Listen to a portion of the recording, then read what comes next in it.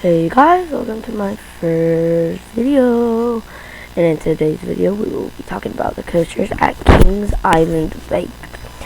Let's start getting into it. At number 14 we have the Great Pumpkin Patch. This coaster is an E&F minor coaster, and that's about all you can say about it. At number 13 we have Flying Ace Aerial Chase, a Vekoma Hang Bank, and bangs your head around, and that's about all you can say about it too. At number 12 we have Woodstock Express. This is a wooden coaster that has the lucky buzz bars, so it gives a faint pop of air time in the middle of the course. That's about all you can say about it. It's a kiddie coaster for wood, and it's just a clone, so yeah. At number 11 we have Vertigo. It is a Vekoma boomerang, inverted one to be exact. It bangs your head around, so it's one of the better ones at least. Yeah. At number 10 we have Adventure Express. Not Woodstock Express, Adventure Express. This is a aero mine train. It's a very fun one, yeah. I actually haven't ridden any others. But next year, I am expected to go to Shared Point, so I will ride another. Yeah, that's about it. It has a pop of air time in the course. It has some laterals. Yeah, that's about it. At number 9, we have the Bat.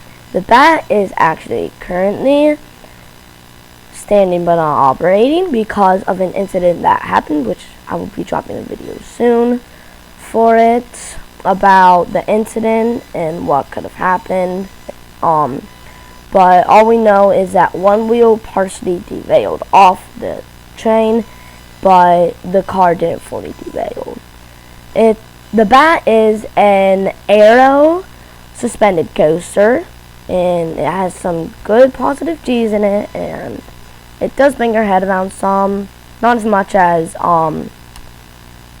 Vortex, gladly.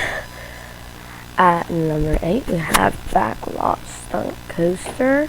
Backlot Stunt Coaster is a premier rides family multi-launch coaster.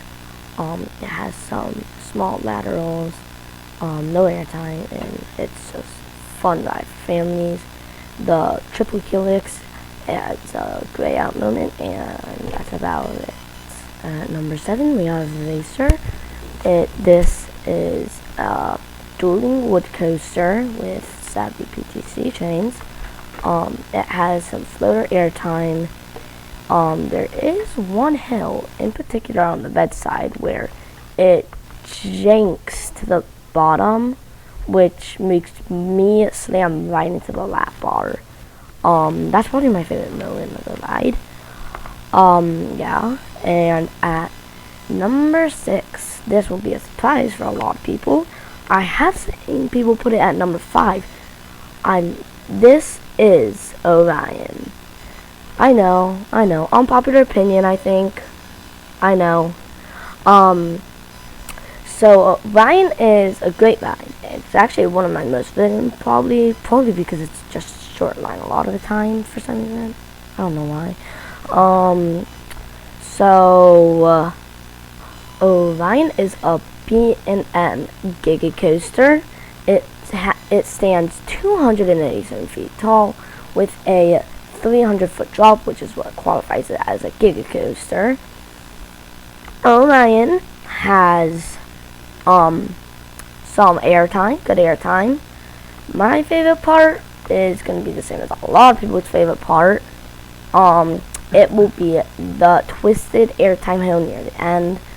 After the helix that has some good lateral G's. The ride has some good air time, especially that hill after that speed hill after the big turnaround. Yeah, and the entering the brakes, and my favorite part, the twisted airtime hill. At number 5, we have Banshee.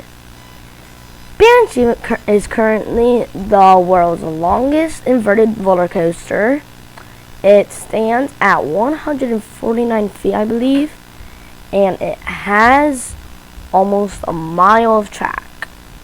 This ride has some good whip and has some good G's. I have grayed out on it. It's a fun ride. And then there's that one wicked part, which is actually my favorite part of the ride. It is the inline twist that delivers some wicked hang time. Literally, it's so good. At number 4, we have the Beast. The Beast is currently the longest wooden coaster in the whole entire world. It just got some track work done, which is partially why I bumped it up. After I rode it, the day it opened this year, it was so good. I loved it. The trims did not hit nearly as hard. It felt like there were no trims, and some days it felt like the trims hit really hard.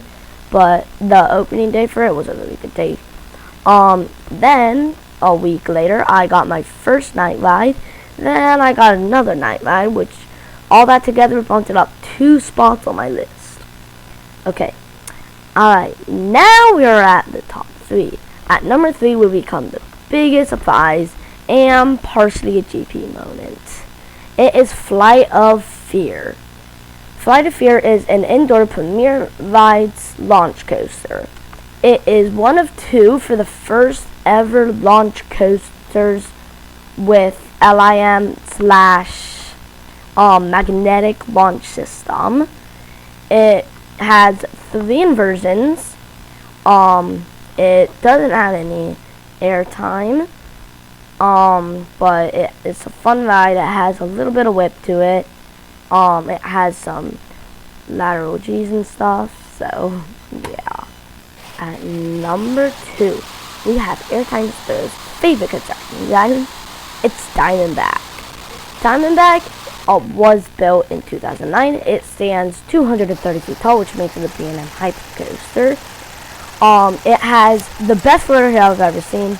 I just rode Mako last week, so this ride is a better Mako, basically. There's parts that Mako has a little bit better, but Diamondback is just the better overall ride. Diamondback, on its first hill, has a 6-second flitter hill. Then the next one, a 5. And then the next one, a 3. Then sadly the mid-course, but it doesn't trim you at all. Then the last 2 have 2 seconds. Then the helix, then the super fun splashdown. And if you're in the back, you stick your arm out, your arm is gonna get soaked. And finally, at number 1, we have the Bedside Diamond, and not my number 1. It is Mystic Timbers. Mystic Timbers is a DCI wooden coaster. It is an out the back. It has great airtime. It has great laterals, and it's just a great ride overall. I love it. Better go ride it. And that is the end of this video. Please make sure to like and subscribe. It will help me out with the YouTube algorithm. And remember to hit the bell to where you can see when all my new videos come out. Bye!